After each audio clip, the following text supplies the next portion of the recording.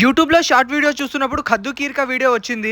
ఈ రోజు ఈ వీడియో పక్కా చేయాలని మనసుకైతే అనిపించింది. అయితే మన స్టైల్లో చేసేద్దాం రండి. 2 పిడికేడు సగ్గు బియ్యం తీసుకొని దాన్ని నీళ్ళలో అరగంట నానబెట్టుకోవాలి. అదే విధంగా 2 చెంచాల కస్టర్డ్ పౌడర్ ని ఈ విధంగా కలిపేసి పక్కన పెట్టుకుందాం. సాంబార్ కోసం అని తెచ్చిన ఈ సొరకాయ ఖీర్ కోసం యూజ్ అయిపోయింది. నేనైతే ఇంతకు ముందు ఎప్పుడు ట్రై చేయలే ఈ కద్దు కీర్, ఇదే ఫస్ట్ టైం చేయడం. ఈ విధంగా కట్ చేసుకోవాలి చిన్న చిన్న ముక్కలుగా. ఆ తర్వాత ఈ విధంగా వీటిని తురుముకోవాలి చిన్న చిన్న ముక్కలుగా. చూసారు కదా, చాలా సన్నగా వచ్చింది, చాలా బాగుంది. స్టవ్ మీద ఒక ప్యాన్ పెట్టి అందులో ఘీ వేసేసి ఒక చెంచాడు ఈ విధంగా వీటిని 2 నుంచి 3 నిమిషాల పాటు ఫ్రై చేసుకొని పక్కన తీసి పెట్టుకోవాలి. అదే ప్యాన్ లో ఒక చెంచాడు మళ్ళీ ఘీ వేసుకొని అందులో మనం ఈ తురుముకున్న సొరకాయని ఇందులో వేసుకొని 2 నుంచి 5 నిమిషాల పాటు ఫ్రై చేసుకొని ఒక ప్లేట్ లో తీసుకొని పక్కన పెట్టేసుకుందాం. మళ్ళీ అదే ప్యాన్ లో నేను 1/2 లీటర్ మిల్క్ అయితే అందులో వేసుకుంటున్నాను. మనకు అందుబాటులో ఏ పాలు ఉంటే ఆ పాలతో చేసుకోవచ్చు ఈ కద్దు కీర్. ఇలా మొత్తం పాలు వేసుకున్న తర్వాత మరుగుతున్నప్పుడు అందులో మనము సబ్బు ధాన్యాలు వేసుకోవాలి. వీటిని సగ్గు బియ్యం అని కూడా అంటారు, సబ్బు ధాన్యాలు అని కూడా అంటారు. మరి మీ సైడ్ ఏమని పిలుస్తారో ఒకసారి కామెంట్ చేయండి. కచ్చపక్క దంచుకున్న 2 యాలకులు వేసుకోవాలి. ఆ తర్వాత టేస్ట్ కు తగ్గట్టు షుగర్ వేసుకోవాలి. నేనైతే 3 కప్పుల షుగర్ వేసుకుంటున్నాను. ఇలా చక్కెర వేసుకున్న తర్వాత